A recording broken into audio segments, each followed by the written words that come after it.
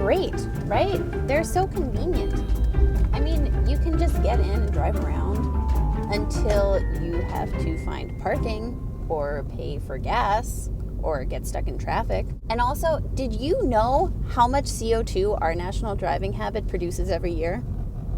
1 trillion metric tons. That sounds made up, it's not. And also, air pollution, largely from cars and trucks, causes up to 30,000 premature deaths a year. We have to do more than give people reasons not to drive. We have to actually give them good options to get around. And in the vast majority of the United States, we don't have those. But why? Ben writes about this for Grist all the time. You should give him a call. It's not a bad idea. Hello?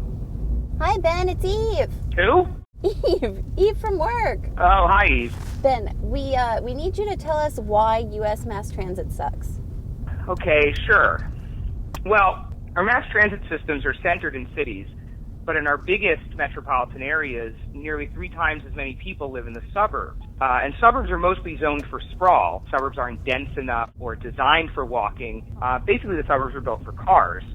Newer American cities have largely been built like suburbs. And even a lot of older cities, in trying to compete with the suburbs, were retrofitted to accommodate cars, which made it even harder for their transit systems to have enough ridership. So residents tend to demand policies that cater to their needs as drivers. So you end up perpetuating a lack of public transit that's not only terrible for emissions and for air quality, but also just doesn't work for low-income households that can't afford the cost of buying a car and having insurance and gas. What? I thought mass transit was getting more popular.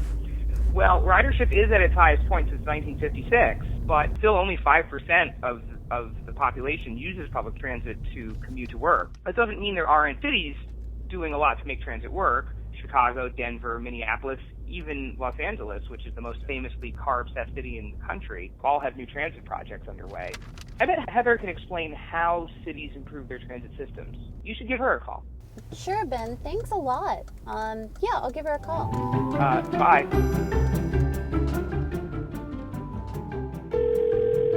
Hi, Eve. Hey, Heather, what's up? Oh, so just FYI, that was a raccoon in the vent. Thanks for all your help with that.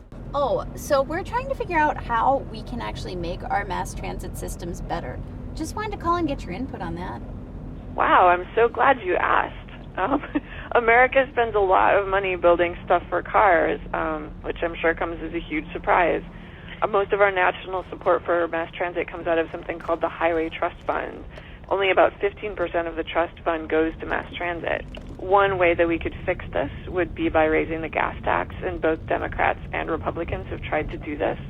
However, it's really hard because there's some people with a lot of corporate money that do their best to block it every time a gas tax comes up. You really got to show up and vote, and you've got to do it in the really boring local elections. You have to do a lot of research and read annoying alt-weekly articles and stuff to get a sense of what's going on.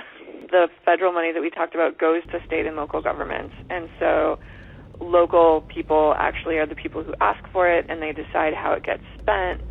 And you should also just show up at city meetings whenever there's something transit-related that's happening. But really, you've just got to use public transit more often. You really won't know how it could be better until you know how it works.